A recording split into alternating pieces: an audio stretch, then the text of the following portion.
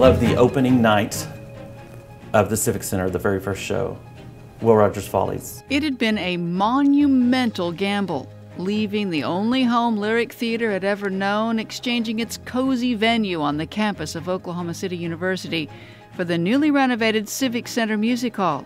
It was a stretch for the company and its core audience. So we did this big survey with people all around town and all to see, should we go, should we not go? And wouldn't you know it, the survey came out 50-50. 50 said, we'd love to go with you. 50% said, no, we don't think we will. So there we were. Did they come with you? Yes. Yes, they did. Yes, they did. Jeffrey Meek will never forget that moment of truth. The curtain goes up and there's a huge staircase, and we were all so worn out being there because we had worked and worked and worked, and we had no clue if it was going to work. Here we were in this new venue, and were people going to come? And I know I got a little teary, but it happened. We created art. It changed everything for Lyric Theater and ultimately for Oklahoma City's standing in the world of performance arts. All of a sudden we had this beautiful new building that the city had given us, and the crowd was so much bigger, and we felt like the stakes were so much higher to bring it to a professional level that it needed to be. That's not to say Lyric's standards had not been high from its inception. This thing, Lyric, was started up 50 years ago with a vision of some of the city planners of Oklahoma City saying, let's bring Broadway to Oklahoma. I love young people and theater, and middle-aged and old people staying with the theater, because inside of all of us is something that who or what wishes to express itself. With its emphasis on the arts and its classic theater venue, OCU seemed like the Rogers to Lyric's Hammerstein. It was a brilliant plan, one of the best examples of better together that I know of, and a partnership of two nonprofits creating something very good for the city. I think the reason we were successful was we upheld standards, and then there were certain things that you just didn't do and certain things that you did do. And very simple things like being on time, and like knowing your lines, and like respecting your work. Doing musical theater is a business, and that's what Lyle used to emphasize to the cast. We expect a certain standard, and that's what you brought to the theater. It was like, I won't say it was like going to war, but it was close. Everyone at Lyric is very serious about what we do here. This is not like community theater where we all just get together and have a big party and hey, let's put on a show. No, people work very hard here and work at a very high level. Like many others who've crossed the Lyric stage, Milena Govich has gone on to Broadway and Hollywood. But now, after nearly a decade of staging top-quality productions at the Civic Center, Lyric is luring Broadway back to Oklahoma. The stuff we're doing here is getting a lot of attention nationally because of the high production values and the performers we're getting. So it's exciting to see people calling me all the time saying, hey, when can I do a show at Lyric? Just this past year, Milena Govich joined Billy Porter in Lyric's Sweet Charity. Tony Award-winning actress Beth Level swept onto the Civic Center stage in a historic revival of the musical based on Oklahoman Pearl Mesta, Call Me Madam. This quality is really good. You do amazing work. And it's like seeing a Broadway show west. It's like we took Broadway and brought it to Oklahoma City. And it's yours to experience down here.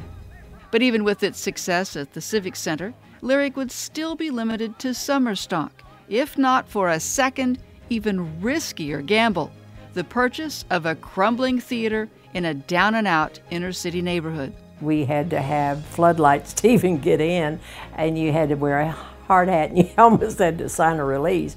And because at that time we didn't realize, but the whole wall had just really crumbled, and it was all over the flooring. There was no flooring. The seats were broken, and many things were living inside the theater. I remember when Mike Turpin and I walked in this building, 5 or 6 years ago, and we both looked at each other and said, gee, this is going to be hard. But we got so excited. We thought this could really be something for us, and we could be a year-round theater. Lou Kerr had the vision, and it was our job to put landing gears on her vision. But there was no money in the bank to cover the $10 million price tag. Mike Turpin led the fundraising appeal. And I would say education. We're going to teach young people how to break the silence of a room with the sound of their voice. We're going to help young people find their own unique voice in life. And we're thinking it doesn't just help them on Broadway or in LA. Most of them won't ever go there. But it's going to help them the very next day in the classroom, the boardroom, the courtroom someday. Education. History, a 1935 movie theater, we're going to save it from the wrecker ball. And they did. Oklahoma City's first air-conditioned movie theater is now Lyric at the Plaza, a totally modernized performance site with the feel of a beloved classic. Oh, it's amazing, and people that actually come into town love seeing this facility because it's modern, the equipment is top-notch, the acoustics are perfect. You have these lovely brick walls, so it's almost like you're singing in the shower. It's that good. Lyric transformed into a year-round organization as opposed to just a summer stock theater, which is something that many theaters around the country can't do. To own your own venue, that's a big deal. And to be able to manage your own venue is an even bigger deal. And the presence of Lyric Theater has transformed the Plaza District into a dynamic new cultural destination with an edgy vibe.